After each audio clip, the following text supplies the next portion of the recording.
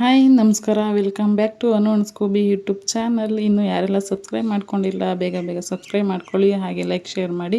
Subscribe ಮಾಡ್ಕೊಂಡು vlog ನೋಡೋದ್ರಿಂದ ನನಗೆ ಮೋಟಿವೇಟ್ ಸಿಗುತ್ತೆ. ಸೊ ಅದಕ್ಕೋಸ್ಕರ ಇವತ್ತಿನ ವ್ಲಾಗಲ್ಲಿ ರೆಸಿಪಿ ಏನಿರುತ್ತೆ ಅಂತ ಹೇಳಿದ್ರೆ ಚೆನ್ನ ಮಸಾಲ ಹಾಗೆ ಪರೋಟ ಇರುತ್ತೆ. ಅದ್ರ ಜೊತೆಗೆ ಕಡಲೆಕಾಳು ಬಟಾಣಿಕಾಳು ಸಾಂಬಾರು ಹೇಗೆ ಮಾಡೋದು, ನಾನು ಹೇಗೆ ಮಾಡ್ತೀನಿ ಅನ್ನೋದನ್ನು ಸಹ ತೋರಿಸಿದ್ದೀನಿ.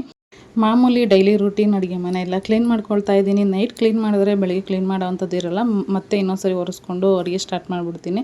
ಇವತ್ತು ಬೆಳಗ್ಗೆನೇ ಎಲ್ಲ ಕ್ಲೀನ್ ಮಾಡ್ಕೊಳ್ತಾ ಇದ್ದೆ. ಅಡುಗೆ ಮನೆಯದೆಲ್ಲ ಕ್ಲೀನ್ ಮಾಡ್ಕೊಂಬಿಟ್ಟು ನೆಕ್ಸ್ಟ್ ನಾನು ಕಡಲೆಗಳು ಅಂದರೆ ಕಾಬಲ್ ಕಡಲೆಕಾಳು ನೆನಾಕಿದ್ದೆ. ಅದ್ರ ಜೊತೆಗೆ ಬಟಾಣಿ ಮತ್ತು ಕಡಲೆಕಾಳು ಎರಡೂ ನೆನಾಕಿದ್ದೆ ಸಾಂಬಾರಿಗೆ ಅಂತ ಹೇಳ್ಬಿಟ್ಟು ಅದನ್ನೆಲ್ಲ ನಾನು ವಾಶ್ ಮಾಡ್ಕೊತಾ ಇದ್ದೀನಿ.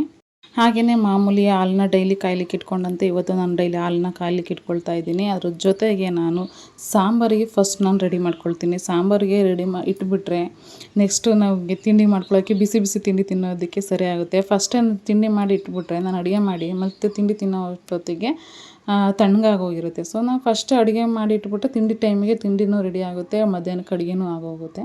ಸೊ ಮೊದಲಿಗೆ ಸಾಂಬಾರು ರೈಸ್ ಮಾಡಿಟ್ಬಿಟ್ರೆ ಮಧ್ಯಾಹ್ನ ಅಡುಗೆ ರೆಡಿಯಾಗಿ ಹೋಗುತ್ತೆ. ಅದಾದಮೇಲೆ ತಿಂಡಿಗೆ ನಾನು ಏನು ಬೇಕೆಲ್ಲ ರೆಡಿ ಮಾಡ್ಕೊಳ್ತೀನಿ.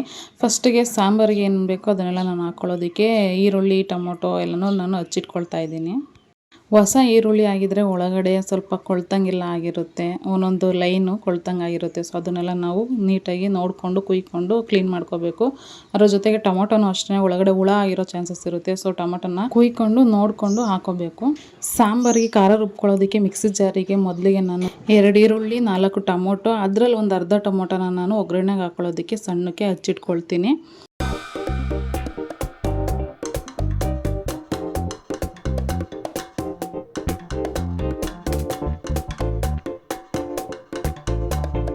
ಆಮೇಲೆ 1 ಗೆಡ್ಡೆ ಬೆಳ್ಳುಳ್ಳಿ. ಸೊ ಬೆಳ್ಳುಳ್ಳಿ ಬೇಕು ಅನ್ನೋರು ಹಾಕೋಬೋದು, ಆಪ್ಷನಲ್ಲು. 1 ಗೆಡ್ಡೆ ಬೆಳ್ಳುಳ್ಳಿ, ಅದರ ಜೊತೆಗೆ 1-2 ಸ್ಪೂನು ಧನಿಯಾ ಪೌಡರು, 1 ಸ್ಪೂನ್ ಖಾರದ ಪುಡಿ, ಸ್ವಲ್ಪ ಅರಿಶಿಣ, ಸ್ವಲ್ಪ ನೀರು, ರುಬ್ಲಿಕ್ಕೆ ನೀರು, ಅದ್ರ ಜೊತೆಗೆ ಸ್ವಲ್ಪ ಕಾಯಿ ತುರಿ. ನಿಮ್ಮ ಕ್ವಾಂಟಿಟಿ ತಕ್ಕಂಗೆ ಕಾಯಿ ತುರಿನ ಎಷ್ಟಕ್ಕೆ ಬೇಕೋ ಅಷ್ಟಕ್ಕೆ ಹಾಕ್ಕೊಳ್ಳಿ. ಸಾಂಬಾರು ಜಾಸ್ತಿ ಬೇಕು ಅನ್ನೋರು ಜಾಸ್ತಿ ಹಾಕೋಬೋದು, ಸ್ವಲ್ಪ ಬೇಕು ಅಂದರೆ ಸ್ವಲ್ಪ ಕಾಯಿ ತುರಿನ ಹಾಕ್ಕೊಂಡು ರುಬ್ಕೋಬೇಕು. ಬಟ್ ಒಂದೇನು ಅಂದರೆ ಮಸಾಲೆ ಖಾರನ ಸಣ್ಣಕ್ಕೆ ರುಬ್ಕೋಬೇಕು. ನಾವೇನು ಕಾಯಿ ತುರಿ ಹಾಕಿರ್ತೀವಲ್ಲ ಅದೆಲ್ಲ ಸಣ್ಣಕ್ಕೆ ಪೇಸ್ಟ್ ಆಗಬೇಕು. ಹಂಗೆ ಪೇಸ್ಟ್ ಆಗೋ ರೀತಿ ರುಬ್ಕೊಂಡ್ರೆ ಮಾತ್ರ ಸಾಂಬಾರು ಟೇಸ್ಟ್ ಬರೋದು. ಸ್ವಲ್ಪ ಒಡಕ್ಲಂಗೆ ರುಬ್ಬು ಹಾಕಿದ್ರೆ ಸಾಂಬಾರು ಅಷ್ಟು ಚೆನ್ನಾಗಿರಲ್ಲ. ಸೊ ನಾನು ಇಷ್ಟನ್ನ ಖಾರಕ್ಕೆ ಹಾಕೊಳ್ಳೋ ಅಷ್ಟೊತ್ತಿಗೆ ಹಾಲು ಕಾಯಿತು. ಹಾಗಾಗಿ ಹಾಲು ನಾನು ಬಾದಾಮ್ ಪೌಡರ್ ಹಾಕ್ಕೊಂಡು ನನಗೂ ನಮ್ಮ ಮನೆಯವ್ರಿಗೂ ಸೋಸ್ಕೊಂಡೆ. ಸೊ ಸ್ವಲ್ಪ ತಣ್ಣಗಾಗಲಿ ಅಂತ ಸೈಡಿಗೆ ಇಟ್ಟೆ, ನಾನು ಬಿಸಿ ಹಾಲು ಕುಡಿಯೋದಿಲ್ಲ. ಸೊ ಅದಕ್ಕೋಸ್ಕರ ಅದಾದಮೇಲೆ ನಾನು ಕಡಲೆಕಾಳು ಬಟಾಣಿ ಜೊತೆಗೆ ನಾನು ಆಲೂಗಡ್ಡೆ ಹಾಕ್ತಾಯಿದ್ದೀನಿ. ಚೆನ್ನಾಗಿರುತ್ತೆ. ಬರೀ ಕಡಲೆಕಾಳು ಬಟಾಣಿ ಕಾಳು ಹಾಕ್ಕೊಂಡಾದರೂ ಮಾಡ್ಕೋಬೋದು. ಅದ್ರ ಜೊತೆಗೆ ಆಲೂಗೆಡ್ಡೆ ಇಲ್ಲಾಂದರೆ ಬದನೆಕಾಯಿ, ಎರಡರಲ್ಲಿ ಯಾವ್ದಾದ್ರು ಒಂದು ಹಾಕ್ಕೊಂಡ್ರೂ ಚೆನ್ನಾಗಿರುತ್ತೆ. ಸೊ ನಾನು ಆಲೂಗಡ್ಡೆನೂ ಹಚ್ಚಿಟ್ಕೊಂಡೆ. ಅದಾದಮೇಲೆ ನಾನು ಒಗ್ಗರಣೆಗೆ ಹಾಕ್ಕೊಳ್ತಾ ಇದ್ದೀನಿ. ಕುಕ್ಕರ್ ಇಟ್ಕೊಂಡು ಕುಕ್ಕರ್ ಕಾದ್ಮೇಲೆ ಎಣ್ಣೆ ಹಾಕ್ಕೊಂಡು ಸಾಸಿವೆ ಕರಿಬೇವು ಹಾಕೋಬೋದು. ನಾನು ಇದ್ರೆ ಹಾಕ್ಕೊಳ್ತೀನಿ. ಕರಿಬೇವು, ಹಸಿ ಕರಿಬೇವು ಹಾಕ್ಕೊಂಡ್ರೆ ಚೆನ್ನಾಗಿರುತ್ತೆ ಅಂತ ಹೇಳ್ಬಿಟ್ಟು ಹಸಿ ಕರಿಬೇವು ಇದ್ದರೆ ಹಾಕ್ಕೊಳ್ತೀನಿ, ಇಲ್ಲಾಂದ್ರೆ ಹಾಕೋದಕ್ಕೆ ಹೋಗೋದಿಲ್ಲ. ನಾನು ಒಗ್ಗರಣೆಗೆ ಏನು ಹಾಕಲಿಲ್ಲ ಅಂದ್ರೂ ಎಣ್ಣೆ ಹಾಕಿದ್ಮೇಲೆ ಒಂದು ಅರ್ಧ ಟೊಮೊಟೊ ಹಾಕಿದ್ರೆ ಸಾಕು, ಅದೇ ಟೇಸ್ಟ್ ಕೊಡುತ್ತೆ, ರುಚಿ ಕೊಡುತ್ತೆ ಸಾಂಬಾರಿಗೆ. ಒಂದು ಅರ್ಧ ಟೊಮೊಟೊ ಹಾಕ್ಕೊಂಡು ನಾನು ಬಟಾಣಿ ಕಾಳು, ಕಡಲೆಕಾಳು, ಅದ್ರ ಜೊತೆಗೆ ಆಲೂಗಡ್ಡೆ ಹಾಕ್ಕೊಂಬಿಟ್ಟು ರುಬ್ಕೊಂಡಂಥ ಮಸಾಲೆನೂ ಹಾಕ್ಕೊಂಡು ನಮಗೆ ಎಷ್ಟಕ್ಕೆ ಬೇಕೋ ಅಷ್ಟಕ್ಕೆ ನೀರು ಹಾಕ್ಕೊಂಡು ಮಾಡಿಕೊಂಡು ರುಚಿಗೆ ತಕ್ಕಷ್ಟು ಉಪ್ಪು ಹಾಕ್ಕೊಂಡು, ಕಡಲೆಕಾಳು ಬಟಾಣಿ ಕಾಳು ಆಗಿರೋದ್ರಿಂದ ಒಂದು 4 ವಿಸಲ್ ಆದರೂ ಕೂಗಿಸ್ಕೋಬೇಕು. ಅದು ಬೇಗ ಬೇಯೋದಿಲ್ಲ. ಸೊ ಅದಕ್ಕೋಸ್ಕರ ಒಂದು 4 ವಿಸಲ್ ಕೂಗಿಸ್ಕೊಂಡ್ರೆ ಸಾಂಬಾರು ರೆಡಿ ಆಗುತ್ತೆ. ಅದಾದಮೇಲೆ ನಾನು ಕಾಬಲ್ ಕಡಲೆಕಾಳು ಚೆನ್ನ ಮಸಾಲ ಮಾಡೋದಕ್ಕೆ ಏನೇನು ಬೇಕೋ ಅದನ್ನೆಲ್ಲ ಹಚ್ಚಿಟ್ಕೊಳ್ತಾ ಇದ್ದೀನಿ.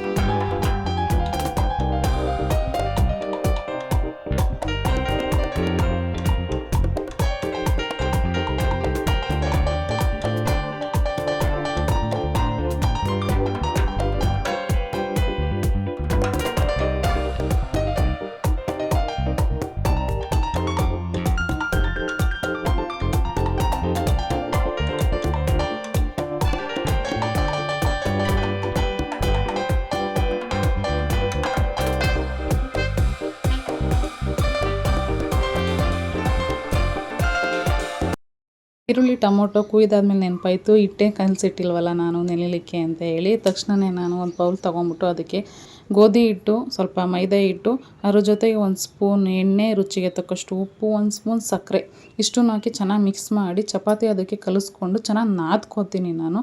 ಪ್ರತಿ ಸಾರಿ ಹೇಳ್ತಾನೆ ಇರ್ತೀನಿ, ಚಪಾತಿ ಆಗಿರ್ಬೋದು, ಪೂರಿ ಆಗಿರ್ಬೋದು, ಪರೋಟ ಆಗಿರ್ಬೋದು, ಹಿಟ್ಟನ್ನು ಚೆನ್ನಾಗಿ ನಾದ್ಕೊಂಡ್ರೆ ಚೆನ್ನಾಗಿ ಬರುತ್ತೆ, ಸಾಫ್ಟಾಗಿ ಬರ್ತವೆ ಅಂತ ಹೇಳ್ಬಿಟ್ಟು ಹಿಟ್ಟು ಸ್ವಲ್ಪ ಹೊತ್ತು ನೆನ್ಕೊಳ್ಳಿ ಅಂತ ಹೇಳಿ ಮೇಲ್ಗಡೆ ಸ್ವಲ್ಪ ಎಣ್ಣೆ ಸವರ್ಬಿಟ್ಟು ಮುಚ್ಚಳ ಮುಚ್ಚಿ ಸೈಡಲ್ಲಿ ಎತ್ತಿಟ್ಬಿಡ್ತೀನಿ.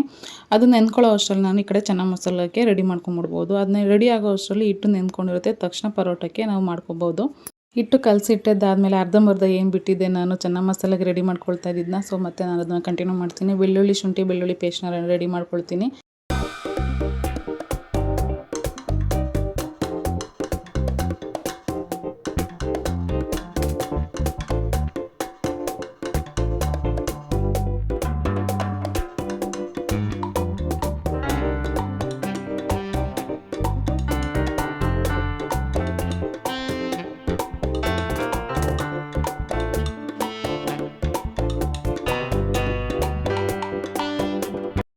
ಹಚ್ಚಿಟ್ಕೊಳ್ಳೋ ಅಂಥ ಕೆಲಸ ಎಲ್ಲ ಮುಗೀತು. ಈಗ ಒಗ್ಗರಣೆ ಹಾಕೊಳ್ಳೋಣ. ಫಸ್ಟ್ ಕುಕ್ಕರ್ ಇಟ್ಕೊಂಡು ಕುಕ್ಕರಿಗೆ ಆದಮೇಲೆ ಎಣ್ಣೆ ಮತ್ತು ತುಪ್ಪ ಎರಡೂ ಹಾಕೊಳ್ಳೋಣ. ಚೆನ್ನ ಮಸಾಲ ಚೆನ್ನಾಗಿ ಬರುತ್ತೆ. ಸೊ ಅದಕ್ಕೋಸ್ಕರ 2 ಸ್ಪೂನ್ ಎಣ್ಣೆ, 2 ಸ್ಪೂನ್ ತುಪ್ಪ ಎರಡೂ ಹಾಕ್ಕೊಂಡು ಎಣ್ಣೆ ಕಾದ್ಮೇಲೆ ನಾವು ಶುಂಠಿ ಬೆಳ್ಳುಳ್ಳಿ ಪೇಸ್ಟು ಮತ್ತು ಈರುಳ್ಳಿ ಏನು ಹಚ್ಚಿಟ್ಕೊಂಡಿದ್ದು ಅದನ್ನು ಹಾಕ್ಕೊಂಡು ಚೆನ್ನಾಗಿ ಎಣ್ಣೆಲಿ ಬಾಡಿಸ್ಕೊಳ್ಳೋಣ. ಈರುಳ್ಳಿ ಸ್ವಲ್ಪ ಬ್ರೌನ್ ಕಲರ್ ಬರಬೇಕು, ಅಲ್ಲಿವರೆಗೂ ಈರುಳ್ಳಿನ ಬಾಡಿಸ್ಕೊಳ್ಳೋಣ.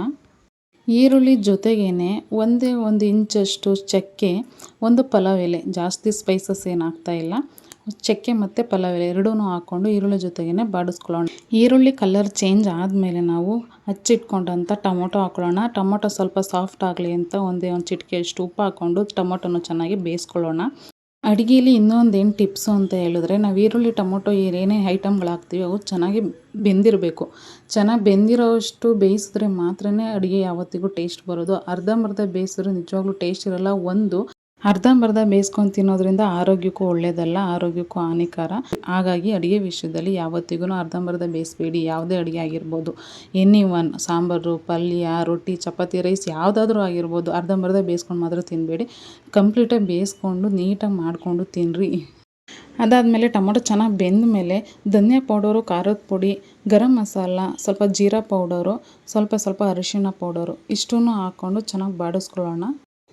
ಆಮೇಲೆ ಸ್ವಲ್ಪ ಕೊತ್ತಂಬರಿ ಹಾಕ್ಕೊಂಡು ನೆನೆಸಿ ಇಟ್ಕೊಂಡಂಥ ಕಾಬೂಲ್ ಕಡಲೆಕಾಳು ಏನಿರುತ್ತೆ ಅದನ್ನು ಹಾಕ್ಕೊಂಡು ಸ್ವಲ್ಪ ನೀರು ಹಾಕ್ಕೊಳ್ಳೋಣ. ಬೇಯ್ಲಿಕ್ಕೆ ಬೇಕಾದಷ್ಟು ನೀರು ಹಾಕ್ಕೊಳ್ಳೋಣ. ಜಾಸ್ತಿ ನೀರು ಹಾಕ್ಕೊಂಡು ತೆಳ್ಳಗೆ ಮಾಡ್ಕೊಳ್ಳೋದೇನು ಬೇಡ, ಚೆನ್ನಾಗಿರಲ್ಲ. ಅದಕ್ಕೋಸ್ಕರ ಬೇಯ್ಲಿಕ್ಕೆ ಎಷ್ಟು ಬೇಕೋ ಅಷ್ಟು ನೀರು ಹಾಕ್ಕೊಂಡು ರುಚಿಗೆ ತಕ್ಕಷ್ಟು ಉಪ್ಪು ಹಾಕ್ಕೊಂಡು ಧಾರಾಳವಾಗಿ 5 ವಿಸಿಲ್ ಕೂಗಿಸ್ಕೊಳ್ಳೋಣ. ಕಣ್ರಿ, ಕಾಬೂಲ್ ಕಡಲೆಕಾಳು ಬೇಯಲ್ಲ, ಅದಕ್ಕೋಸ್ಕರ 5 ವಿಸಲ್ ಕೂಗಿಸ್ಕೊಂಡ್ರೆ ಕಾಬೂಲ್ ಕಡಲೆಕಾಳು ಚೆನ್ನಾಗಿ ಮಸಾಲೆ ರೆಡಿ ಆಗುತ್ತೆ. ಅದ್ರ ಜೊತೆಗೆ ಪರೋಟ ಮಾಡಿದ್ದೆ, ಪರೋಟಗೂ ಅದಕ್ಕೂ ಕಾಂಬಿನೇಷನ್ ಸಖತ್ತಾಗಿತ್ತು. ರುಚಿ ಮಾತ್ರ ಹೇಳಂಗೆ ಇಲ್ಲ. ಐ ಸ್ವೇರ್ ನೀವು ಟ್ರೈ ಮಾಡಿ ನೋಡಿ, ನಿಮಗೂ ಅನಿಸುತ್ತೆ ತುಂಬಾ ಚೆನ್ನಾಗಿದೆ ಇದು ಅಂತ ಹೇಳಿ. ಯಾರ್ಯಾರು ಕಾಬೂಲ್ ಕಡಲೆಕಾಳು ತಿನ್ನಲ್ವೋ ಅಂಥವ್ರು ತಿಂದ್ಬಿಡ್ತಾರೆ ಈ ಥರ ಮಾಡ್ಕೊಂಡು ತಿನ್ನೋದ್ರಿಂದ. ತುಂಬಾ ಚೆನ್ನಾಗಿತ್ತು, ನೀವು ಟ್ರೈ ಮಾಡಿ. ಇನ್ನು ಅಷ್ಟರಲ್ಲಿ ಹಿಟ್ಟು ಸಾಫ್ಟ್ ಆಗಿತ್ತು. ಸೊ ಪರೋಟ ಮಾಡೋದಕ್ಕೆ ನಾನು ರೆಡಿ ಮಾಡ್ಕೊಳ್ತಾ ಇದ್ದೀನಿ. ಎಷ್ಟೊಂದು ಜನ ಪರೋಟ ಮಾಡೋದು ಕಷ್ಟ, ಮಾಡೋದಕ್ಕಾಗಲ್ಲ, ಹಿಂಸೆ ಅಂತಾರೆ. ಬಟ್ ಈ ಥರ ಮಾಡ್ಕೊಳ್ಳೋದ್ರಿಂದ ಪರೋಟ ಮಾಡೋದು ಯಾರಿಗೂ ಕಷ್ಟ ಆಗೋದಿಲ್ಲ. ತುಂಬ ಈಸಿಯಾಗಿ ಮಾಡ್ಕೊಬೋದು. ರೆಡಿ ಪರೋಟ ತಂದು ತಿನ್ನೋದಕ್ಕಿಂತ ಮನೇಲೇ ಹೆಲ್ದಿಯಾಗಿ ನಾವೇ ಮಾಡ್ಕೊಂಡು ತಿನ್ಬಿಡ್ಬೋದಲ್ವ. ಆರೋಗ್ಯಕ್ಕೆ ಯಾವುದೇ ಥರದ ಸಮಸ್ಯೆ ಇರೋದಿಲ್ಲ. ಸೊ ಹಂಗಾಗಿ ಈ ರೀತಿ ನಾನು ಮಾಡ್ತಿರೋ ಸ್ಟೈಲಲ್ಲಿ ನೀವು ಮಾಡಿ ನೋಡಿ. ಖಂಡಿತವಾಗ್ಲೂ ಪರೋಟ ತುಂಬ ಈಸಿ ಅನಿಸುತ್ತೆ, ಅದ್ರ ಜೊತೆಗೆ ಟೇಸ್ಟು ಚೆನ್ನಾಗಿರುತ್ತೆ. ತುಂಬ ಥರದಲ್ಲಿ ಪರೋಟ ಮಾಡ್ಕೊಬೋದು. ಅದರಲ್ಲಿ ನಾನು ಈ ಒಂದು ಸ್ಟೈಲಲ್ಲಿ ಮಾತ್ರ ನನಗೆ ಈಸಿ ಅನಿಸುತ್ತೆ. ಹಾಗಾಗಿ ನಾನು ಈ ಸ್ಟೈಲಲ್ಲೇ ನಾನು ಪರೋಟ ಮಾಡಿದ್ರೆ ಮಾಡ್ಕೊಳ್ಳೋದು. ಸ್ವಲ್ಪ ಎಣ್ಣೆ ಸವರ್ಕೊಂಬಿಟ್ಟು ಹಿಟ್ಟನ್ನು ಚೆನ್ನಾಗಿ ಸ್ಪ್ರೆಡ್ ಮಾಡ್ಕೊಬೇಕು. ಎಷ್ಟು ತೆಳ್ಳಗಾಗುತ್ತೋ ಅಷ್ಟು ತೆಳ್ಳಗೆ ಹರ್ಕೊಂಬಿಟ್ಟು ಫುಲ್ಲಿಗೂ ಒಂದು ಎಣ್ಣೆನ ಸವರ್ಕೊಂಬಿಡ್ಬೇಕು. ಎಣ್ಣೆ ಸವರ್ಕೊಂಡು ಸ್ವಲ್ಪ ಗೋಧಿ ಹಿಟ್ಟು ಏನಿರುತ್ತೆ, ಗೋಧಿ ಹಿಟ್ಟು ಅಥವಾ ಮೈದಾ ಹಿಟ್ಟು ಯಾವುದಾದ್ರೂ ಓಕೆ, ಅದನ್ನು ಫುಲ್ಲು ಸ್ಪ್ರೆಡ್ ಮಾಡಿಕೊಂಡು ಚಾಕು ತೊಗೊಂಡು ಈ ಥರ ಹಿಂಗೆ ಕುಯ್ಕೊಂಬಿಟ್ಟು ರೌಂಡ್ ಶೇಪ್ ಮಾಡಿಕೊಂಡ್ರೆ ಪರೋಟಾಗೆ ಬೇಸ್ ರೆಡಿ ಆಗುತ್ತೆ. ಅದಾದಮೇಲೆ ಮಾಮೂಲಿ ನಾವು ಈಗ ಪ್ಯಾಕೆಟಲ್ಲಿ ಎಣ್ಣೆ ತಂದಿರ್ತೀವಲ್ಲ, ಕವರ್ನೆಲ್ಲ ವೇಸ್ಟ್ ಮಾಡೋವಂಥದ್ದು ಏನು ಬೇಡ. ಈ ಥರ ಪೂರಿ ಮತ್ತು ಪರೋಟ ಮಾಡೋದಕ್ಕೆಲ್ಲ ಯೂಸ್ ಆಗುತ್ತೆ. ಸೊ ಅದೇ ಕವರಲ್ಲಿ ಹರ್ಕೊಂಬಿಟ್ಟು ಮಾಮೂಲಿ ಚಪಾತಿ ಹೆಂಗೆ ಹರಿತೀವೋ ಹಂಗೆ ಹರ್ಕೊಂಬಿಟ್ಟು ಬೇಯಿಸ್ಕೊಂಬಿಟ್ರೆ, ಚೆನ್ನಾಗಿ ಬೇಯಿಸ್ಕೊಂಬಿಟ್ರೆ ಪರೋಟ ರೆಡಿ ಆಗುತ್ತೆ. ಬೇಯಿಸ್ಕೊಂಡಿದ್ದಾದಮೇಲೆ ಒಂದು ಸ್ವಲ್ಪ ಕೈಯಲ್ಲಿ ಹೊಡಿಬೇಕು, ಆವಾಗ ಇನ್ನೂ ಚೆನ್ನಾಗಿರುತ್ತೆ. ಕೈಯಲ್ಲಿ ಹೊಡ್ಕೊಂಡಾಗ ಲೇಯರ್ಗಳು ಬರ್ತೈತೆ, ಆವಾಗ ಅದಕ್ಕೆ ಪರೋಟ ಅನ್ನೋದು ಒಂದು ಲುಕ್ ಬರುತ್ತೆ. ಸೊ ಅದಕ್ಕೋಸ್ಕರ ಕೈಯಲ್ಲಿ ಹೊಡ್ಕೊಂಬಿಟ್ಟು ತಿನ್ಕೊಂಡ್ರೆ ಸಾಕು.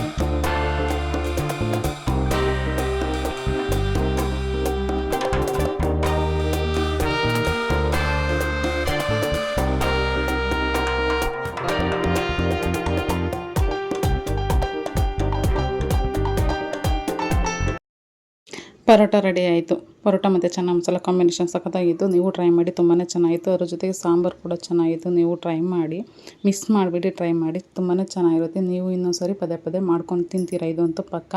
ಸಾಂಬಾರು ಕೂಡ ನೋಡಿ, ಇಷ್ಟು ಥಿಕ್ನೆಸ್ ಇದ್ದರೆ ಸಾಕು. ಇದಕ್ಕಿಂತ ತೆಳ್ಳಗಾದ್ರೆ ಸಾಂಬಾರು ಚೆನ್ನಾಗಿರಲ್ಲ, ಗಟ್ಟಿ ಆದ್ರೂ ಚೆನ್ನಾಗಿರಲ್ಲ. ಸಾಕು ಇಷ್ಟ ಅದ ಇದ್ದರೆ. ಇವನೇ ಕಚ್ಚಿರೋದು ಹಿಂಗೆ ಟ್ಯಾಪ್ ಹಾಕ್ಬೇಕಿತ್ತು ಇಲ್ಲಿಗೆ.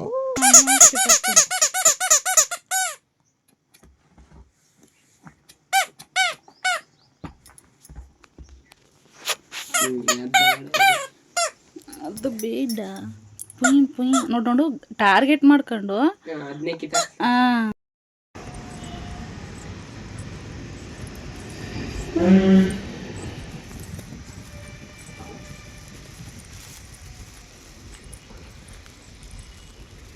ಈ ಲಾಗ್ ಸ್ವಲ್ಪ ಆದರೂ ಇಷ್ಟ ಆದರೆ ಲೈಕ್ ಮಾಡಿ, ಕಮೆಂಟ್ ಮಾಡಿ, ಶೇರ್ ಮಾಡಿ. ಫ್ರೈಡೇ ಆಗಿದ್ದರಿಂದ ಹಾಗೆ ದೇವಸ್ಥಾನಕ್ಕೂ ಹೋಗ್ಬಿಟ್ಟು ಬಂದೆ.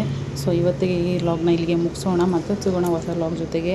ಇನ್ನೂ ಯಾರೆಲ್ಲ ಸಬ್ಸ್ಕ್ರೈಬ್ ಮಾಡ್ಕೊಂಡಿಲ್ಲ ಪ್ಲೀಸ್ ಸಬ್ಸ್ಕ್ರೈಬ್ ಮಾಡ್ಕೊಳ್ಳಿ, ಹಾಗೆ ಲೈಕ್ ಶೇರ್ ಮಾಡಿ.